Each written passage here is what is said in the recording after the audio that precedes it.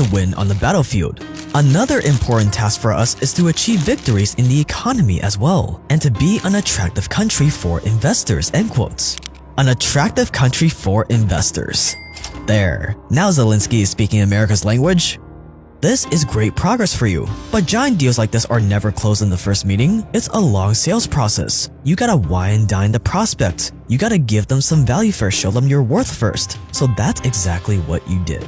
It would take another 2 months after that first meeting for something to come into fruition. In November 2022, Ukraine and BlackRock signed a memorandum of understanding for BlackRock to be the one to coordinate investment in rebuilding Ukraine. Translated from Newspeak, BlackRock was now approved to be the one that helps Ukraine raise a bunch of money for the reconstruction of Ukraine from both public and private investors. Which means once the war is finally over, the floodgates to Ukraine for the West will be blown right open. The US government can start giving even more money to Ukraine in the name of reconstruction. US construction companies can move in to start rebuilding all the critical infrastructure and housing. Other US corporations like maybe oil and gas companies can start moving in to do business. While American bankers and financiers can start swooping up large swaths of the Ukrainian economy at fire sale prices, while giving them more loans. Basically, once the war is over, Ukraine will simply turn into another asset on the West's balance sheet.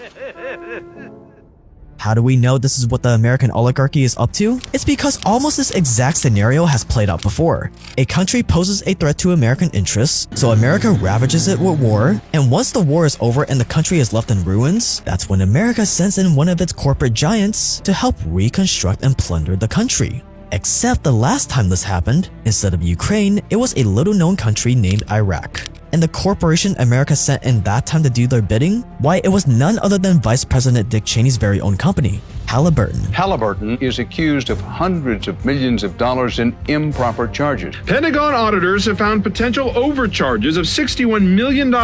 Now the numbers are apparently even larger than previously thought. Halliburton's unreasonable and unsupported bills exceed $1 billion. Several government agencies are currently investigating if Halliburton overcharged for work already completed in Iraq. Iraqis are looking to rebuild every sector of their economy. It is reportedly not a coincidence that Vice President Dick Cheney's old company got a huge contract to help rebuild Iraq. Reconstruction effort here in Iraq is expected to cost the U.S. taxpayers more than $18 billion before the end. But some unscrupulous American businessmen have seen this as their ticket to get rich quick. Feeding the troops.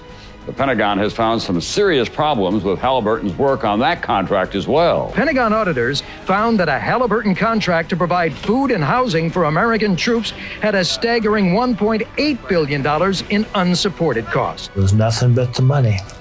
There's no duty, honor, country among anyone at Halliburton KBR. And so it's time for the United States to start thinking of Iraq as a business opportunity. As a business opportunity.